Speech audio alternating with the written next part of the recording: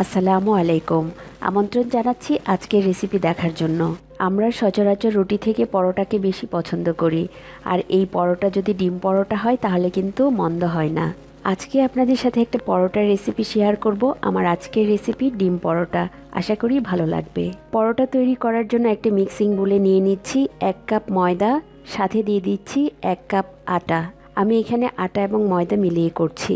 আপনারা চাইলে শুধু আটা বা শুধু ময়দা দিয়েও করতে পারেন। সাথে দিয়ে দিব স্বাদ মতো লবণ, আর দিয়ে দিচ্ছি 1 চা চামচ চিনি। এবার এই শুকনো উপকরণগুলো একটা হ্যান্ড হুইস্ক দিয়ে খুব ভালো করে নেড়েচেড়ে একটু মিশিয়ে নিব। এবার দিয়ে দিব 2 টেবিল চামচ তেল। আমি এখানে তেল দিয়েছি, চাইলে কিন্তু এখানে 2 টেবিল চামচ ঘিও দেয়া যাবে। আটা ময়দার সঙ্গে তেলটুকু খুব ভালো করে একটু মাখিয়ে নিব। এই তেলটুকু দেওয়ার ফলে পরোটাগুলো খাস্তা হবে, আর পরোটাগুলো কিন্তু সফট হবে।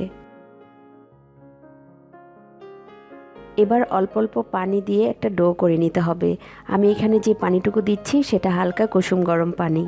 অল্প অল্প করে পানি দিয়ে ডোটা করে নিলে আমার কাছে সুবিধা মনে হয়, বেশি পানি হওয়ার চান্স থাকে না।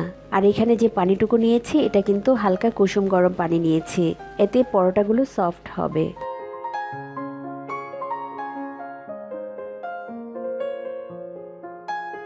পরোটার জন্য সফট একটা ডো করে নিয়েছি। আমার পরোটার জন্য ডোটা করা হয়ে গেছে। এবার ডোটা একটা কিচেন টাওয়াল দিয়ে ঢেকে 15 থেকে 20 মিনিটের জন্য সাইড করে রেখে দিচ্ছি। পরোটার জন্য আমরা ডিমের মিশ্রণটা করে নিব। একটা বাটিতে নিয়ে নিচ্ছি 4টা ডিম।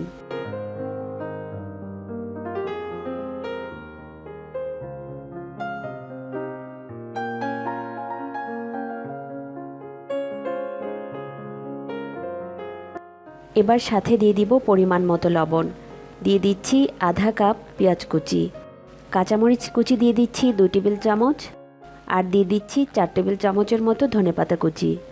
এবার দিয়ে দিব আধা চা চামচ লাল মরিচ গুঁড়া, 4 ভাগের 1 চা চামচ দিচ্ছি হলুদ গুঁড়া।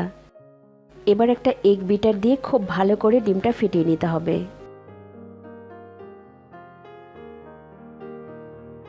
ডিমের মিশ্রণটা করা হয়ে গেছে। এবার আমি বাটিটা সাইড করে রেখে দিব।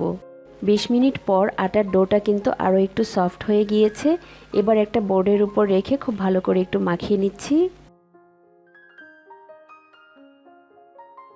এবার পরোটাগুলো বানানোর জন্য ডোটাকে আমি কয়েক ভাগে ভাগ করে নিব। এবার 1 ভাগ ডো নিয়ে হাত দিয়ে এভাবে চেপে চেপে একটু গোল করে নিচ্ছি। এখানে আমি ডোটাকে সমান 5 ভাগে ভাগ করে নিয়েছি। আমার এখানে 5টা পরোটা হবে। একটা রেখে বাকি ডোগুলো আমি বাটিতে তুলে নিচ্ছি। আর পরোটাগুলো বানানোর সময় বাকি ডোগুলো কিন্তু ঢেকে রাখতে হবে। এবার আমি পরোটাটা বেলে নিব। পরোটা বেলার জন্য প্রথমে একটু শুকনো ময়দা ছড়িয়ে নিচ্ছি। এবার আটার এই ডোটা হাত দিয়ে চেপে চেপে একটু বড় করে নিব। এবার বেলে একটা বড় এবং পাতলা রুটি করে নিব। রুটিটা আমি একটু পাতলা এবং বড় করে বেলে নিয়েছি। এবার এই রুটির উপরে দিয়ে দিব 2 চা চামচের মতো তেল, চাইলে কিন্তু এখানে ঘিও দেয়া যাবে। এবার হাত দিয়ে খুব ভালো করে মেখে নিব। তেলটা মাখা হয়ে গেলে উপরে ছড়িয়ে দিব শুকনো ময়দা। এতে করে পরোটাগুলো যখন ভাঁজ করব তখন ভাঁজগুলো কিন্তু একটা আরেকটার সঙ্গে লেগে যাবে না। পরোটার ভাঁজগুলো কে কিভাবে দিবেন সেটা কিন্তু একান্তই নিজের ব্যাপার। অনেকভাবেই কিন্তু পরোটার ভাঁজ দিয়ে পরোটাগুলো তৈরি করা যায়। আমি এখানে খুব সহজ করে একটা ভাঁজ করে নিচ্ছি, আপনারা দেখি বুঝতে পারছেন। একটা ভাঁজের উপর আরেকটা ভাঁজ এইভাবে করে নিচ্ছি। দেখতে কিন্তু অনেকটা শাড়ির কুচির মতো ভাঁজ হচ্ছে। পরোটার এই ভাঁজটা আমি করে নিয়েছি। এবার এই ভাঁজটাকে একটু টেনে টেনে লম্বা করে নিতে হবে। আমি যেভাবে পরোটার এই ভাঁজটা করে নিয়েছি তার ফলে পরোটাগুলোর কিন্তু অনেকগুলো লেয়ার তৈরি হবে। আপনারা আপনাদের পছন্দ মতো যে কোনোভাবে বা যে কোনো শেপেই কিন্তু পরোটাগুলো বানিয়ে নিতে পারেন। এবার এটার এক প্রান্ত থেকে পেঁচিয়ে আমরা গোল করে নিব। আর আপনারা দেখতেই পাচ্ছেন যে আমি কিভাবে করে নিচ্ছি। আর এই শেষ অংশটা একটু টেনে ধরে এভাবে নিচের দিকে চেপে লাগিয়ে নিব। এই তো আমার এই পরোটার ভাঁজটা দেয়া হয়ে গেছে। আর এইভাবে করে আমি সবগুলো পরোটার ভাঁজ দিয়ে নেব। সবগুলো পরোটার ভাঁজ এখানে দিয়ে নিয়েছি। এবার একটা রেখে বাকিগুলো কিন্তু ঢেকে রাখতে হবে। এবার পরোটাটা বেলে নিব। পরোটা বেলার জন্য সামান্য একটু ময়দা ছড়িয়ে নিচ্ছি। এবার হাত দিয়ে চেপে চেপে একটু পাতলা করে নিব। এবার গোল করে আমরা পরোটাটা বেলে নিচ্ছি।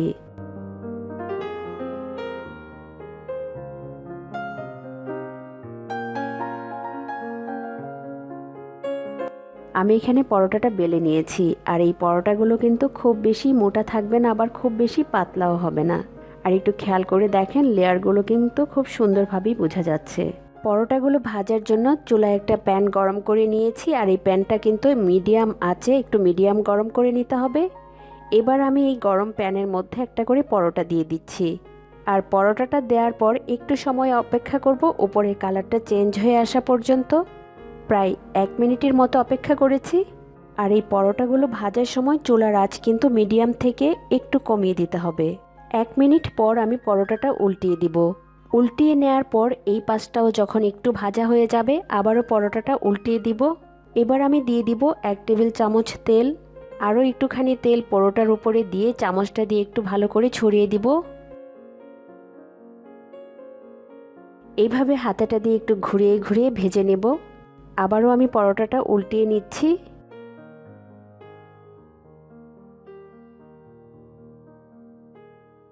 পরোটাগুলো ভাজার সময় এরকম একটু চেপে চেপে ভেজে নিতে হবে, তাহলে ভেতরটা কিন্তু আর কাঁচা থাকবে না। এইভাবে করে কয়েকবার উল্টিয়ে পাল্টিয়ে পরোটাগুলো পছন্দ মতো কালার করে ভেজে নিতে হবে।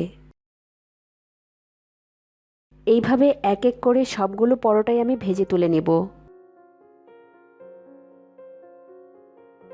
ডিম পরোটাগুলো আপনারা চাইলে একটা একটা করেও ভেজে নিতে পারেন, কিন্তু আমি এখানে সবগুলো পরোটা একবারে ভেজে নিয়ে ডিম পরোটা করে নেব। আমি এখানে সবগুলো পরোটাই ভেজে নিয়েছি। এবার আমরা এই পরোটাগুলো দিয়ে ডিম পরোটা করে নেব। ডিম পরোটা তৈরি করার জন্য এই প্যানের মধ্যে দিয়ে দিচ্ছি 1 টেবিল চামচ পরিমাণ তেল। এবার পরিমাণ মতো ডিমের মিশ্রণ দিয়ে নিব।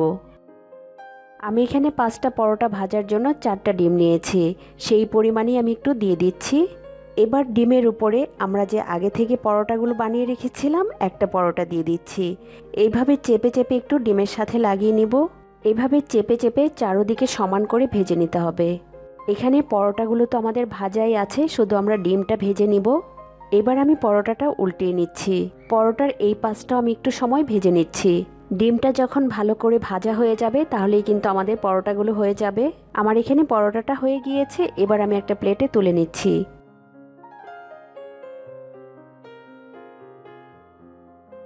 আমি এখানে আরও একটা পরোটা ভেজে দেখিয়ে দিচ্ছি। আগের পরোটাটা আমি এক পাশে ডিম দিয়ে ভেজেছি, এই পরোটাটা আমি 2 পাশেই ডিম দিয়ে ভেজে নেব। পরিমাণ মতো ডিমের মিশ্রণ দিয়ে পরোটাটা উপরে দিয়ে দিয়েছি। এবার একটু ঘুরিয়ে ঘুরিয়ে ডিমটা ভেজে নিতে হবে। পরোটার এই পাশটা যখন ভাজা হয়ে গেছে, এবার আমি পরোটাটা তুলে রাখছি। এবার আরও একটু তেল দিয়ে নিচ্ছি এবং পরিমাণ মতো ডিমের মিশ্রণ দিয়ে চামচটা দিয়ে একটু ছড়িয়ে নেব।